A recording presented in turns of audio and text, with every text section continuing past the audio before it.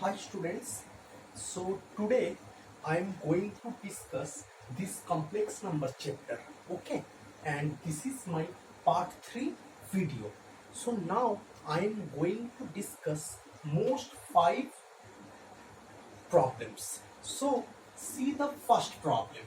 The problem number 1 is if 1 plus I divided by 1 minus I whole to the power m equals to 1, then find the least positive integral value of m.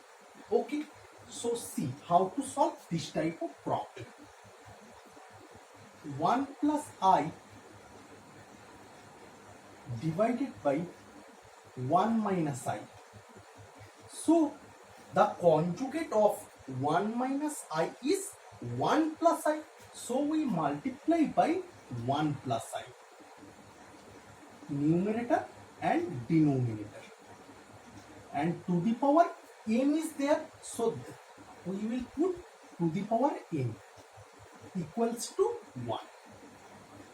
So you can see that the denominator is the form of a plus b into a minus b. That's why a square minus b square. So see, and the numerator part will come 1 plus I into 1 plus I.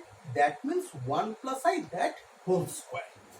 So 1 plus I that whole square divided by 1 minus I square, a square minus b square to the power m equals to 1.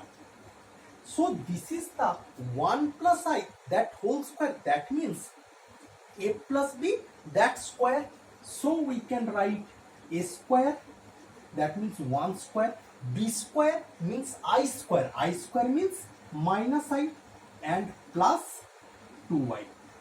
Okay, and denominator part will come 1 plus 1 to the power m, as m square I square equals to minus 1. So I square means minus 1. So we put here 1 plus 1. So see here 1 and minus 1 will cancel, and the numerator part will come 2y and the denominator part will come 2. So 2y by 2, that means we can write I to the power m equals to 1. So we all know that 1 means we can write I to the power 4. So I am writing here I to the power 4 because the least value of 1 is I to the power 4. So you have to find least positive integral value of m. So least positive integral value of m is 4. So this is your final answer. Okay. So if you want, then you can take one screenshot. Okay. Now see the question number 2. Question number 2 is find the value of 1 plus I square plus I to the power 4 plus I to the power 6 plus I to the power 8 dot dot dot I to the power 20. So see, 1 means we can write 1. So I square means we can write. So at first I am writing I square. Okay. I to the power 4 means we can write I square that square. Okay. I to the power 6 means we can write I square to the power 3 plus I to the power 8 means we can write I square to the power 4. So I square to the power 4. And the last term will come I to the power 20. That means we can write I square to the power 10.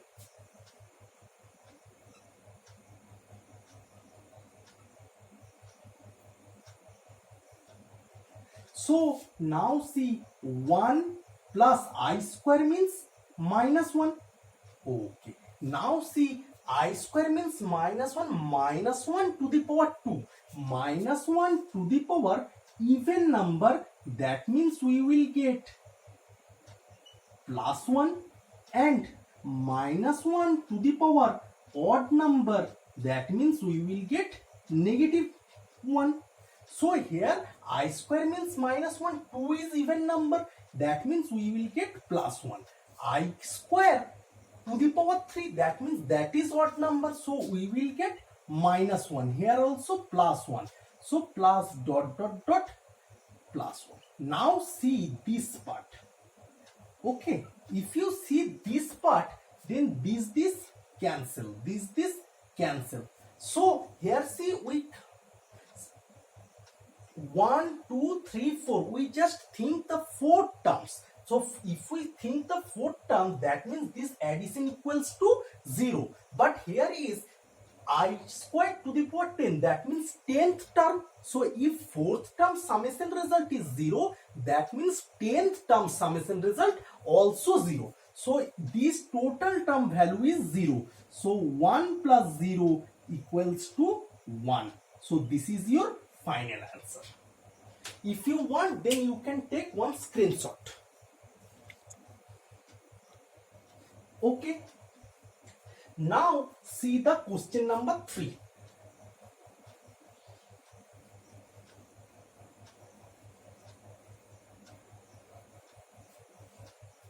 Question number 3. Question number 3 is 1 plus omega square are 3 cube root of unity. Okay, if 1 omega squares are 3 cube root of unity, that means we can say 1 plus omega square equals to 0 and omega cube equals to 1. So at first I am writing these two conditions. 1 plus omega square equals to 0 and omega cube equals to 1. Now see the condition. So you have to prove this equals to 4. That means LHS equals to, you can write 1 minus omega plus omega square into these things 1 plus omega square. Clear? So now see, here two things are positive, 1 and omega square. So 1 plus omega square equals to minus omega. That means we put here minus omega and here minus omega is present. So minus omega. Now see, this thing is negative. See, this thing is negative. So 1 plus omega means minus omega square. So I am writing here minus omega square. Here also minus omega square. So minus omega, that means minus 2 omega.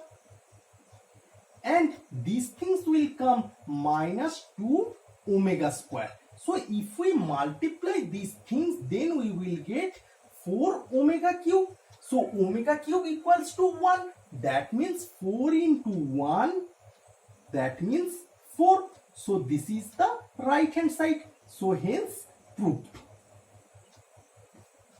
Okay, see this problem.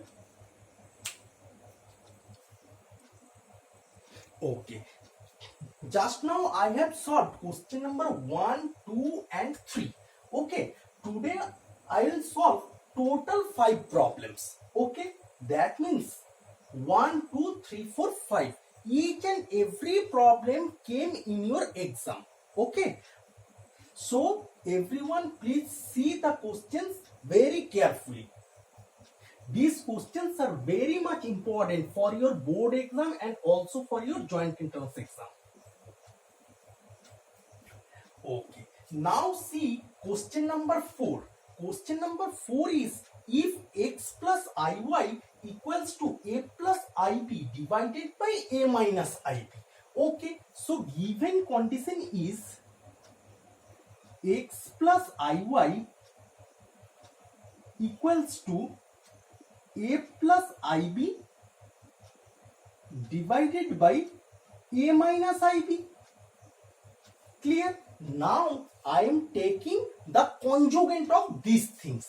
So taking conjugate conjugate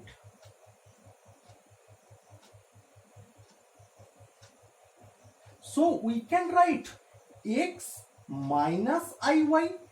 So here is plus I, so it will replace by minus I. So see, in numerator there is plus I, that means it will replace by a minus ib, minus I, and denominator there is minus I, so it will replace by plus I. So this is a plus ib.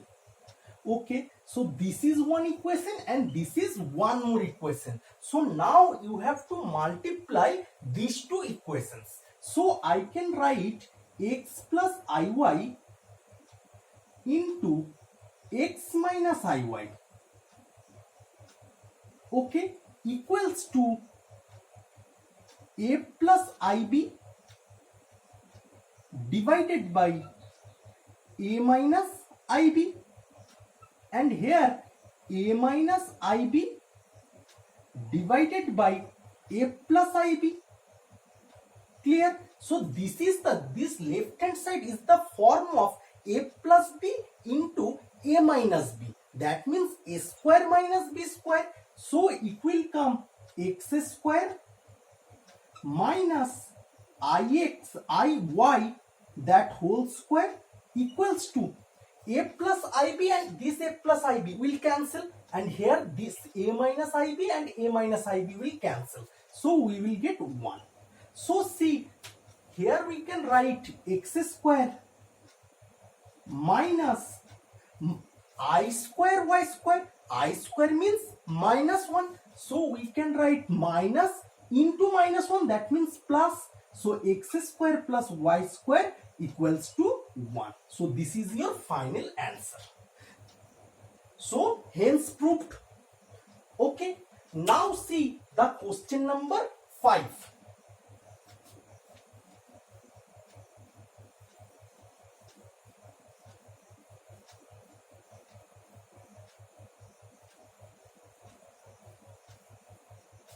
Question number 5. If Z1 equals to given and Z2 equals to given, you have to find the modulus value of these things. So, question number 5, Z1 and Z2, these two values are given. So, here numerator part is Z1 plus Z2 plus 1. So, at first we have to find Z1 plus Z2 plus 1. So Z1 means 2 minus I. So I am writing here 2 minus I, plus Z2 means 1 plus I. So I am writing here 1 plus I, and plus 1.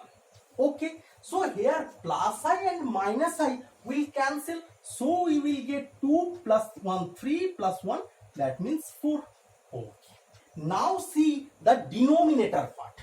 Denominator part is Z1 minus Z2 plus I. So the value of Z1 is 2 minus I. So I am putting here 2 minus I. Minus Z2 means 1 plus I. So we will put minus 1 minus I and plus I.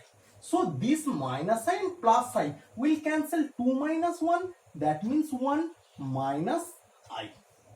Clear? So now we have to find out the modulus value of these things. So writing that Z1 plus Z2 plus 1 divided by Z1 minus Z2 plus I. That means, what is the value of the numerator part? This is 4. So 4 divided by the denominator part value 1 minus I. So I am writing here 1 minus I. These things we can write mod of 4, that means 4 divided by modulus of 1 minus I. So modulus of 1 minus I, that means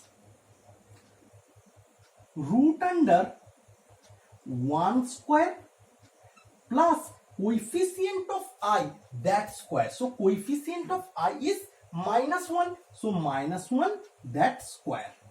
So this will come 4 divided by root under 1 plus 1. That means 1 plus 1 means 2. So 4 divided by root 2. So this is your final answer. Otherwise, you just multiply numerator and denominator by root 2. So you will get 4 root 2 divided by root 2 into root 2. That means 2. So you will get 2 root 2. So this is your final answer. Okay. Okay. So today I have solved 5 problems. Next day I will solve more problems. Okay. So now my part 3 video is completed. So if you think that this video lecture is useful for you, then everyone please like, comment and subscribe my channel and share it with your friends. Okay. So take care and bye bye.